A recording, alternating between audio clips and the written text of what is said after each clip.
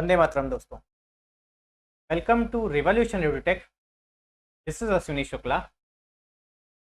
Friends, हम अपने CUET 2022 के फिजिक्स डोमेन सेक्शन के क्वेश्चंस को डिस्कस कर रहे थे and in previous videos we have discussed first 15 question of atom chapter. In this video we will discuss next 5 question along with concept. इस chapter में हम अगले 5 क्वेश्चंस को डिस्कस करेंगे अलोंग विद द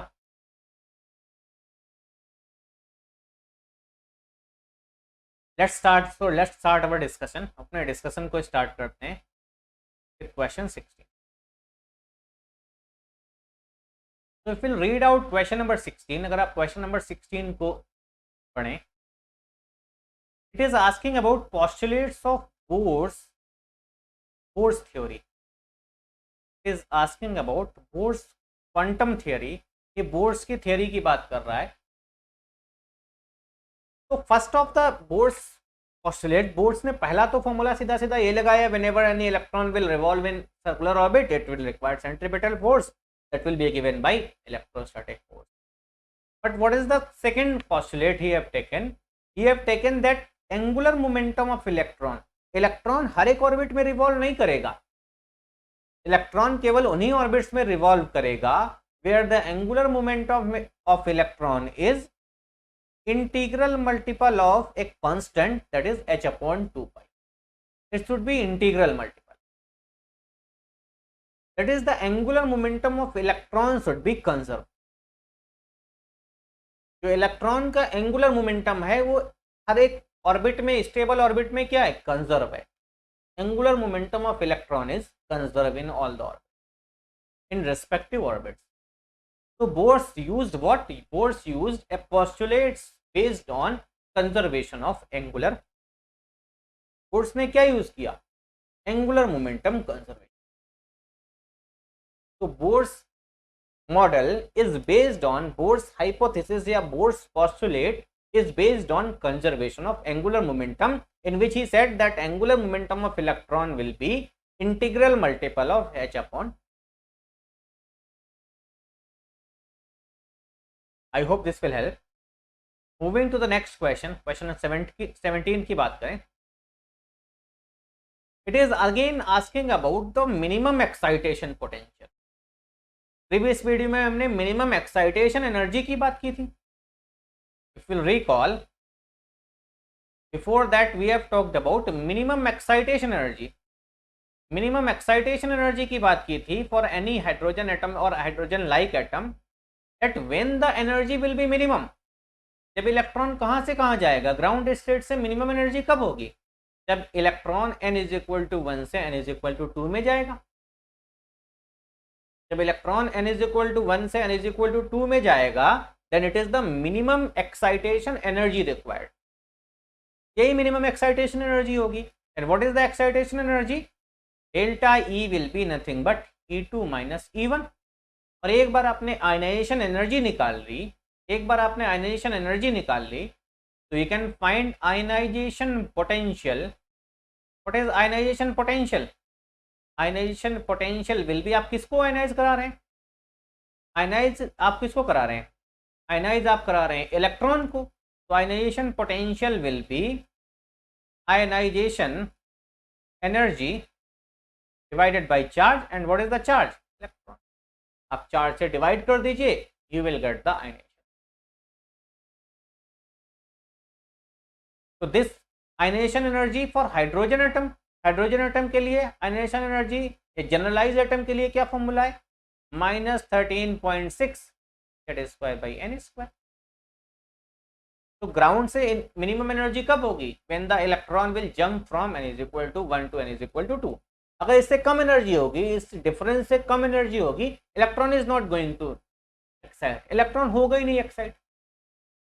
कम से कम मिनिमम एनर्जी कितनी requirement है? एनर्जी डिफरेंस के बराबर। तो इफ यू नो, आपसे पूछा गया मिनिमम एनर्जी कितनी रिक्वायरमेंट है, एनर्जी डिफरेंस के बराबर E2 यू नो। तो फॉर हाइड्रोजन एटम, अगर बात करें हाइड्रोजन एटम के लिए, तो energy of nth state comes out to be -13.6 upon n square. n की वैल्यू रख देंगे, 1 से 2 जा रहा है, you will find the ionization energy. उसको इलेक्ट्रॉन के चार्ज से डिवाइड कर दें, you will get the ionization potential. ये आपकी एनर्जी इलेक्ट्रॉन वोल्ट में आएगी, तो इलेक्ट्रॉन इलेक्ट्रॉन कैंसिल आ जाएगा. जो भी एनर्जी आएगी उसे वोल्ट में लिख दें तो क्या बन जाएगा, ionization potential.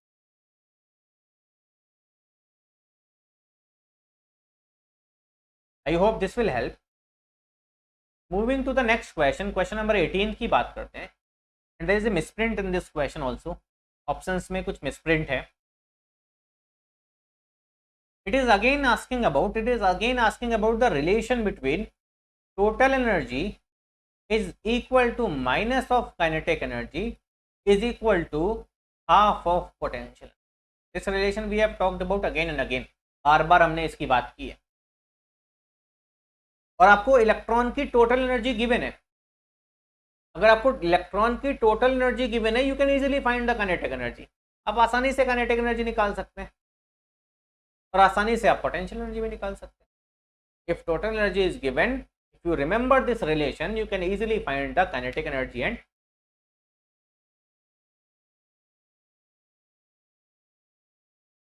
Moving to the next question,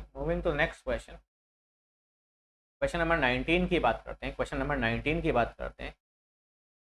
तो directly this question is directly asking about the total energy.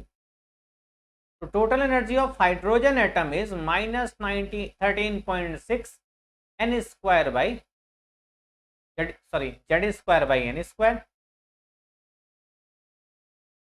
And we know z square will be positive always, n square will also be positive always.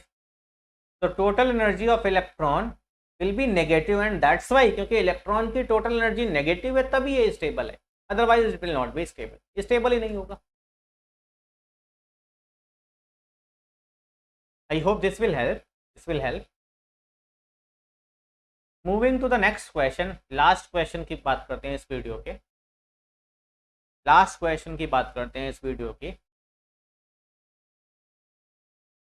It is asking about the time period of revolution. कोई भी electron अगर किसी nucleus के surrounding में revolve कर रहा है, if the electron is revolving around the nucleus, nucleus के सराउंडिंग में एक इलेक्ट्रॉन रिवॉल्व कर रहा है, तो what will be the time period of its revolution. इसके टाइम पीरियड का रिवॉल्यूशन प्रोपोर्शनलिटी आपको बतानी है, किस पे डिपेंड करेगा. What is the time period of revolution किस पे डिपेंड करेगा. Time period of revolution will depend on what, किस पे डिपेंड करेगा.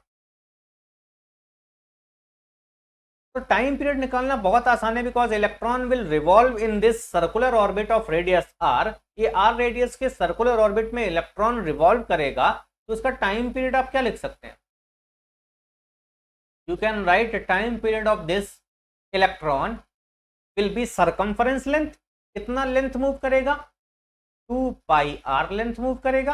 और अगर इसको इलेक्ट्रॉन की स्पीड से डिवाइड कर दें, you will get the time period. मतलब रेडियस और जो वेलोसिटी का रेशियो आएगा, that will give you the time. तो time period you can write 2 pi into r, radius of the orbit, divided by velocity of electron in any given orbit. And both formula, radius of orbit का हमने formula किया हुआ है epsilon naught n square h square upon pi m z e square. That is, this comes out to be a constant k into n square by z. And similarly, this velocity formula is also given.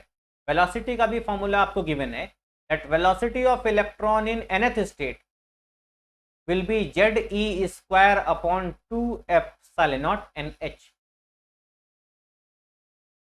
यहाँ पे कुछ constant, आप बाकी constant को कुछ k dash बोल सकते हैं. It is z by k dash into z by. तो यहां से आपको पता है कि time period is proportional to r by v. यहां से आप लिख सकते हैं time period is proportional to r by v. nth state का radius upon velocity in nth state. nth state का रेडियस भी आपको पता है, वेलोसिटी भी पता है. इफ विल डिवाइड कांस्टेंट, दोनों का रेशियो एक तीसरा कांस्टेंट हो जाएगा. हमें तो प्रोपोर्शनलिटी चाहिए, so we can write radius upon velocity will be proportional to, this is n square by z divided by z by n, that is proportional to n cube upon. तो time period किसके proportional हो जाएगा, n cube upon. In similar question frequency can also be asked. Time period and frequency are reciprocal. Frequency क्या हो जाएगा इसका,